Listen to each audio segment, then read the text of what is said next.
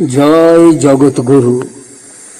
হে কৃষ্ণ করুণা সিন্ধু, দীনবন্ধু জগৎপতে, যোগেশ যোগিকাকান্ত রাধাকান্ত নমস্তুতে।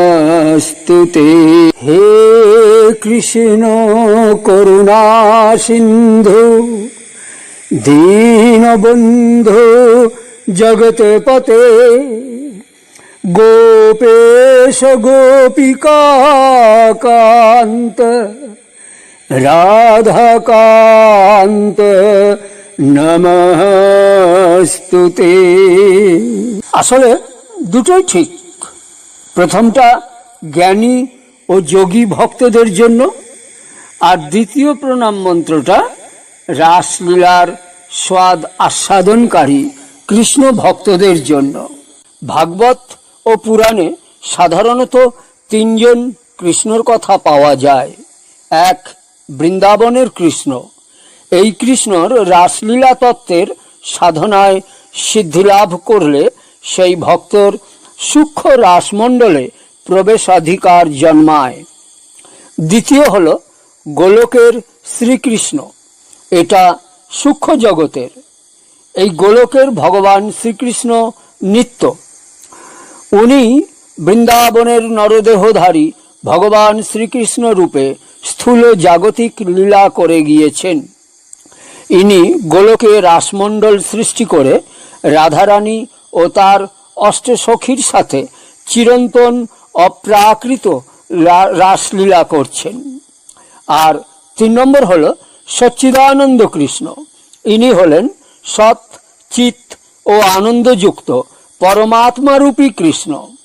বেদ উপনিষদে যাকে সৎ, চিত ও আনন্দস্বরূপ বলা হয়েছে, গীতায় কুরুক্ষেত্রের ভগবান শ্রীকৃষ্ণ গীতা উপদেশে অর্জুনকে উপলক্ষ করে বিশ্বের সমস্ত যোগী ও জ্ঞানী কৃষ্ণ ভক্তকে এই পরমাত্মার সঙ্গে যোগযুক্ত হতে বলেছেন।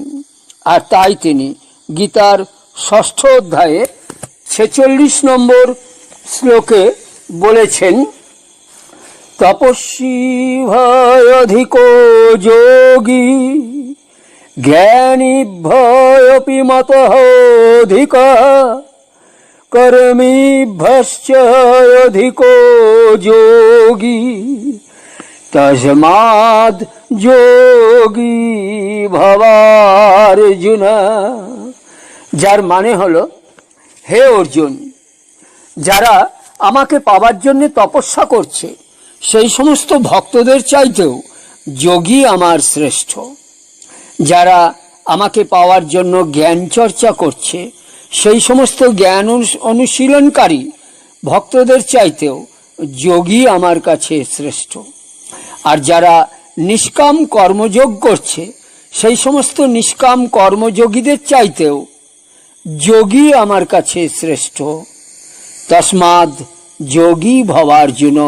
হে অর্জুন, তুমি সেই যোগী হও যে যোগের মাধ্যমে তুমি আমার সাথে যোগযুক্ত হতে পারবে। আমার সাথে মানে পরমাত্মার সাথে যোগযুক্ত হতে পারবে। শিবায় নমঃ।